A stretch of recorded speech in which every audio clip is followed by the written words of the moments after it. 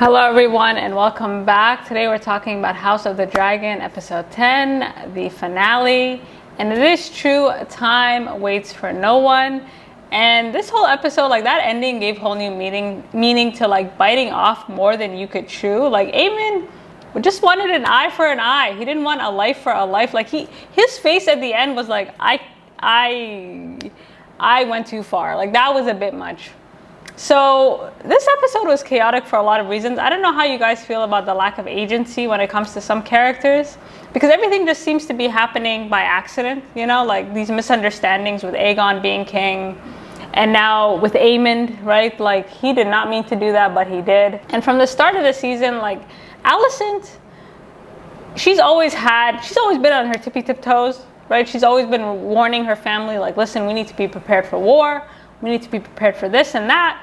And for better or worse, like she's kind of right. And when Rhaenyra and Dameon got the news that Aegon was king, Rhaenyra looked shocked. Dameon was like, oh, I knew this was going to happen. But Rhaenyra, she was like, no way.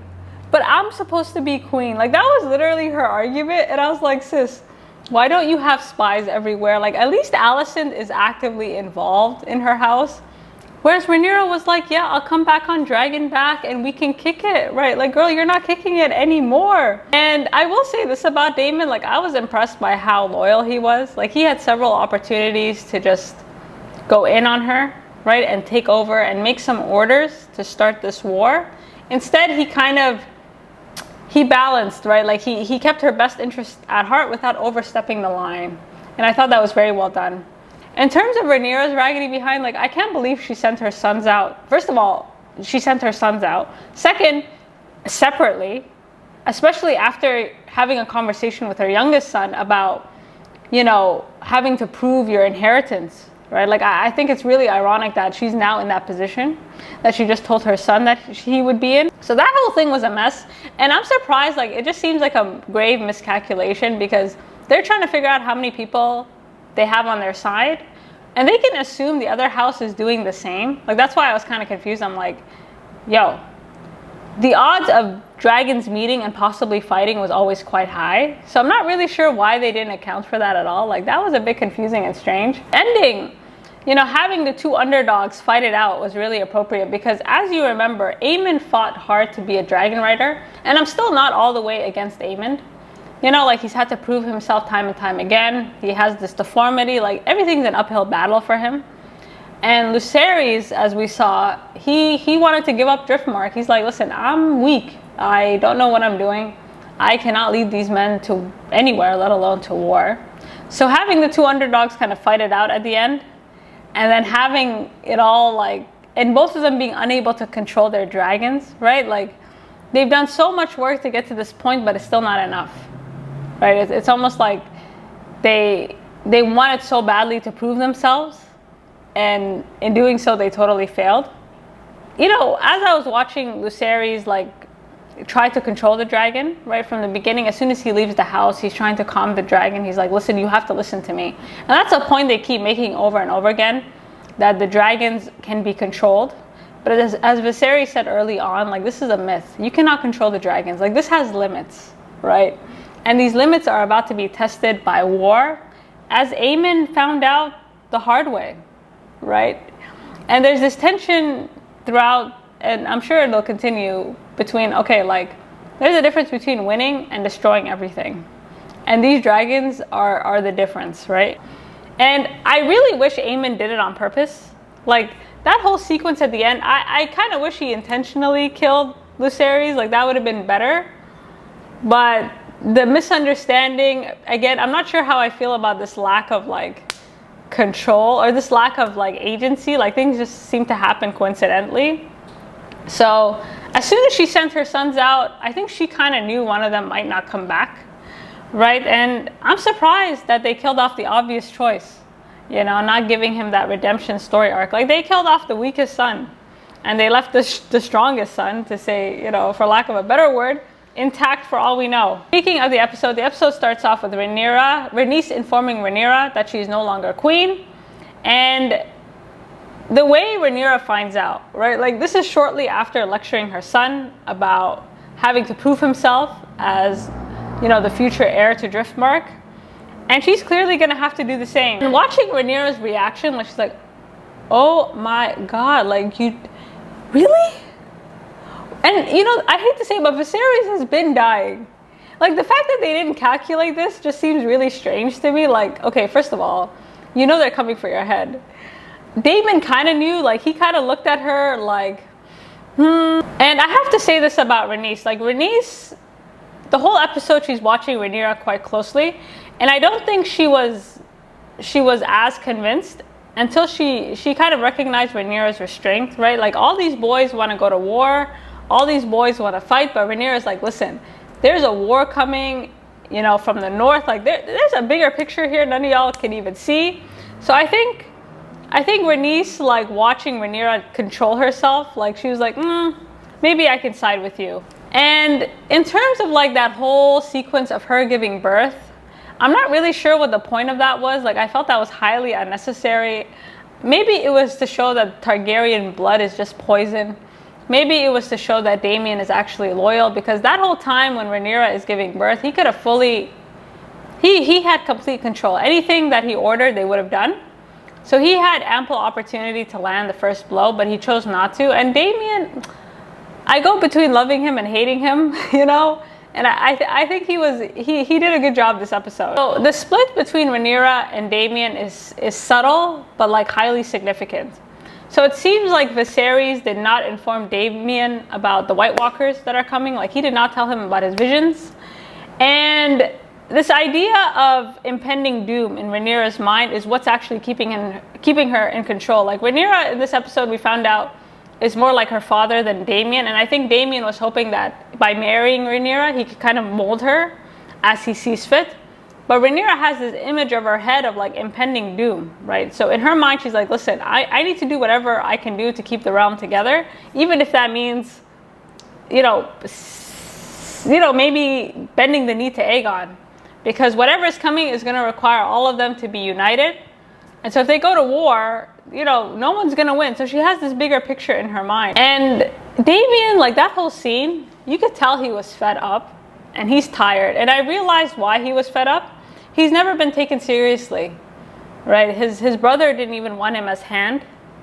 And his attempts to counsel Rhaenyra, like, is failing.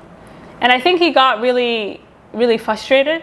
And I have to say, Daemon, there are a few characters that have like an appropriate sense of urgency. Like Daemon's reaction throughout this episode, it was appropriate, because he's like, listen, one way or another, war is coming. Like he's like, we can postpone this all you like, but I just don't see how we can avoid full-blown war. Like he was really trying to like move forward, but at the same time, he didn't want to cross the line with her. I think his frustration is also due to the fact that, you know, he feels like they're not being taken seriously, right? Like right from the get-go, when Rhaenys told them about what happened, he called her out. He's like, listen, you had a chance. So you're telling me you came back on Dragonback and you didn't kill these people? So I think if Daemon was in charge, he would have had her head. Like, again, it's also like the sense of disrespect that Viserys was able to tolerate, that he sees Rhaenyra tolerating. And for him, it's just like, listen, we got to do something, or else like none of us are going to be alive, period. You know, when you see these kind of subtle differences, like Rhaenyra's image of impending doom is what's keeping her restrained. And, you know, at face value, Rhaenyra's logic is quite sound, right? She wants to know who's on her side. She wants to know if something can be possibly negotiated. Like, she's trying to keep the peace as long as possible. But that meeting with Otto, like, you could tell she was super indecisive, right? She has the crown on her head. She may look like a queen, but she's not really acting like a queen. And I like how history keeps repeating itself in all these scenes, right? Like we're always right back to where we started, and things just keep getting worse and not better. And the one thing that she was sure about was making sure that, you know, Otto would never be hand of the queen or king again. Like the way she unpinned Otto, like Otto keeps getting pinned and unpinned and pinned and unpinned, and she was just like, I know what you're doing, right? Like she wanted to kill him right there, but she kind of restrained herself. And I think prior to her son's death, she might have considered Otto's sort of request, right? Like, I think worst case scenario, she might have negotiated, because Alicent's, you know, Otto kind of manipulated the situation, right? He's kind of appealing to Alicent's, like femininity, I guess. You know, he's kind of like, listen, remember your best friend who has your back.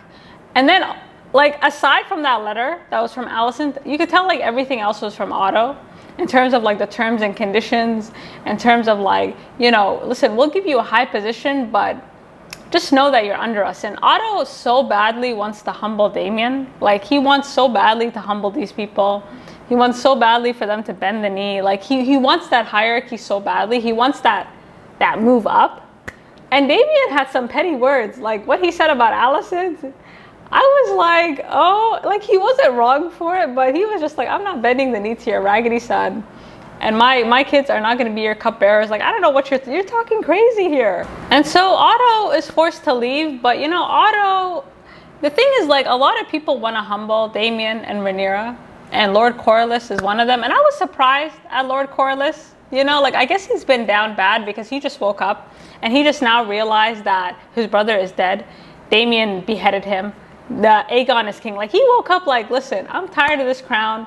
We lost both our kids. You know, maybe we should just go kick it somewhere. And as badly as they want to just isolate themselves, either they're going to have to pick a side because the war is coming and it just is what it is. And I love how the reason Lord Corlys changed his mind was because of Rhaenys. Like, that scene when he came into the room, you could tell he was unsure. Like, he had no intention of bending the knee to Rhaenyra because as far as he's concerned, she killed his son. His daughter is dead. Like, everything, anybody that gets near this family dies. But as he entered the room, he saw his children. I think Rhaenys really pitched Rhaenyra.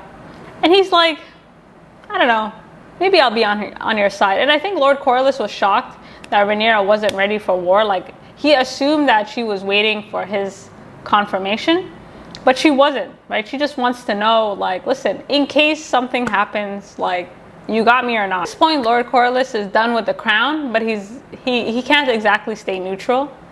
Right, so watching him like be called out on his loyalty, which Lord Corlys has been like really towing the line, right?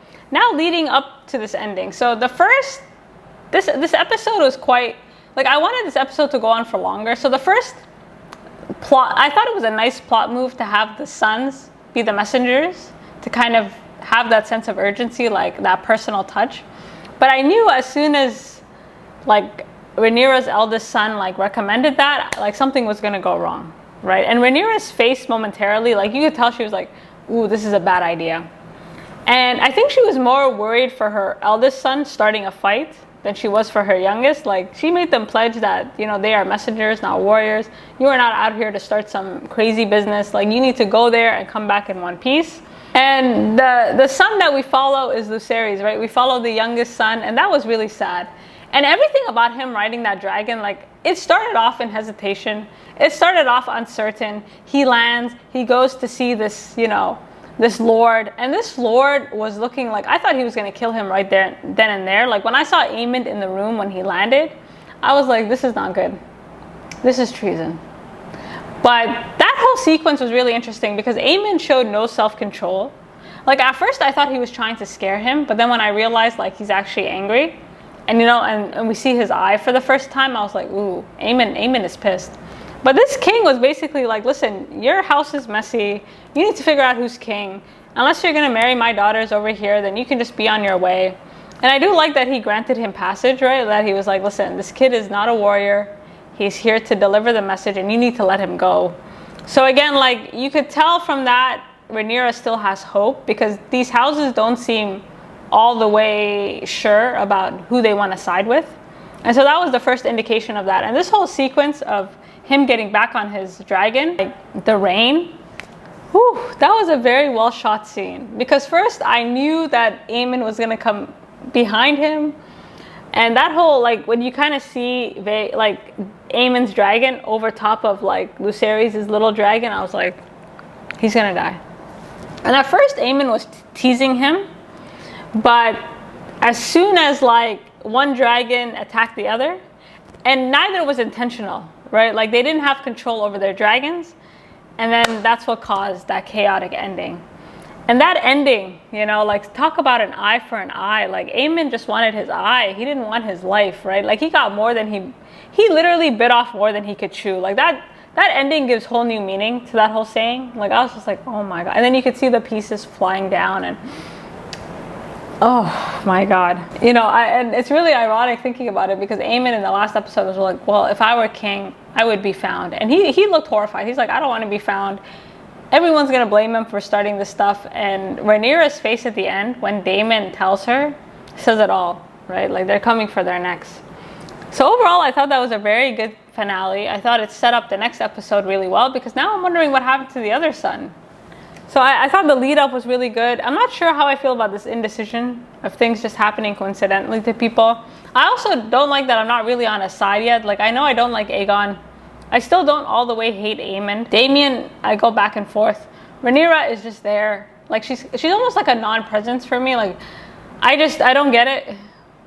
But you guys let me know what you think.